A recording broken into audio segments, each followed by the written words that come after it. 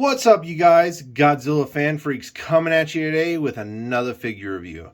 And today we're continuing on with Masters of the Universe Origins, and we are moving on to the Masters of the Universe Origins line Battle Cat figure. Just to get straight on into this review, let's take a look at the awesome Battle Cat and start off with paint applications. For paint applications for Battle Cat, let's start with his armor pieces because his head piece does remove. So the armor piece is a very nice, matte red, like a reddish orange pretty much, all the way around.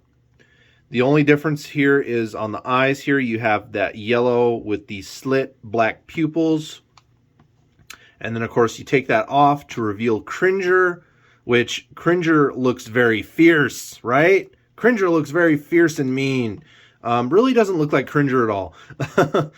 It's exactly the same mold as the Panther, which I guess Panther came after Battle Cat, so Panther would be the same mold as Battle Cat. And they probably planned it for that way, just to save money, because if they did more of like a Cringer-esque type face, they would have had to do a different mold for Panther. So they probably just decided, let's keep it the same mold, because even that's the way it was in the old days too, with the vintage Panther and Battle Cat. They were all the same exact tiger figure, just painted differently, and of course Panther had the flocking. But continuing on, I'm not going to remove the saddle, but the saddle is removable. But you guys get the gist of the color scheme here for Battle Cat. Very nice green throughout. And then, of course, you have these very nice orange, yellowish, more of like a mustard yellow tiger stripe on his arms, his back, around his face. Looks just very good. Very nice, yellow tiger stripes. His eyes are pretty much all green with a black pupil. If my camera wants to focus, probably not. I don't know. And then, of course, inside the mouth, you have a very nice red and then white teeth. And that just about does it for the paint applications on Battle Cat. Put his helmet armor piece on back here. Doesn't necessarily fit snug, you know what I mean? It kind of just sits on his face. Doesn't like fit snug. But moving on now to detail. Detail for Battle Cat, really simple and straightforward. Again, for his armor pieces, it's more or less smooth all the way over. You have these ridges and these spikes throughout here and there. And then, of course, you have the back piece for the saddle. You got all these lines and wrinkles here around the nose. You have these pieces that come down here around his face and his jawline. You got all this detail right up in there.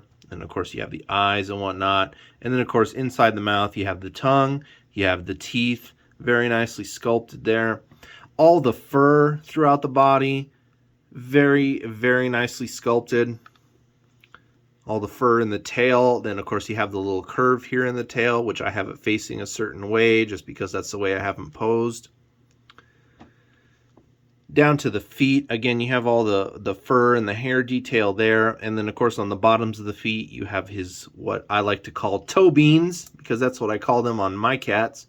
They got their little toe beans there, but they're little pads.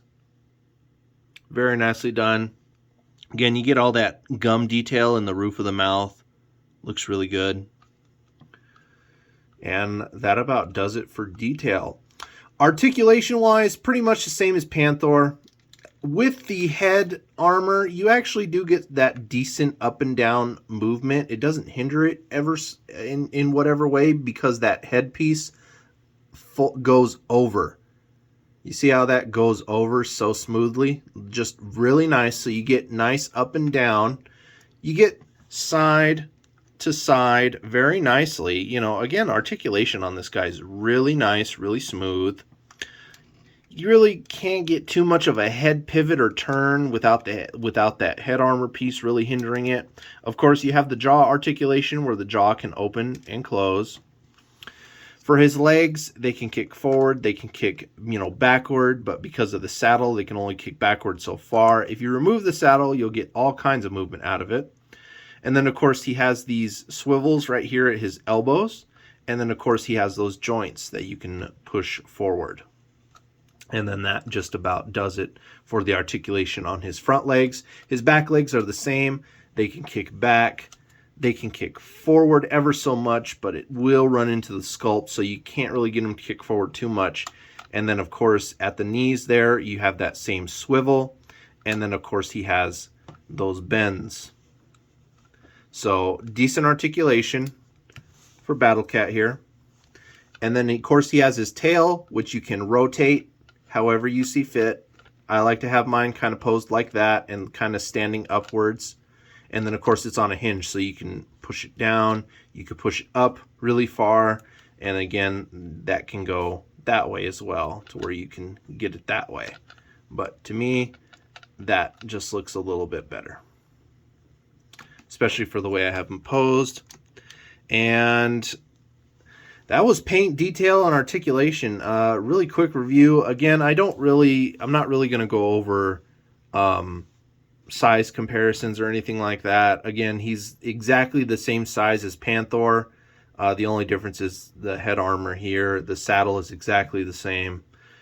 And he'll scale in well with your Origins He-Man or even a vintage He-Man as well. They'll look good on top of him. So you can't really go wrong. Yeah, there is another Battle Cat out there from Origins, and it's the Battlefield Warriors 2-pack with the Battle Armor He-Man that has the very chromy armor. And then, of course, you have some different paint applications for Battle Cat. I think the armor is a much more deeper red, and it has more of a gloss over it. And then I can't remember if the green is the same. It might be a little darker. I don't remember, but I do remember they also have the battle damage. So that Battle Cat comes with cuts and scrapes. And I originally wanted to get that pack before I got this guy, because when I came to the decision that I wanted a Battle Cat, that pack was just dropping.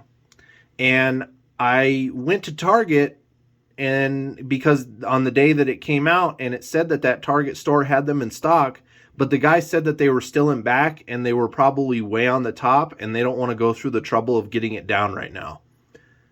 So I was like, okay, fine, great. And then I went back a couple days later when the guy said they should be on the shelves. They still weren't on the shelf.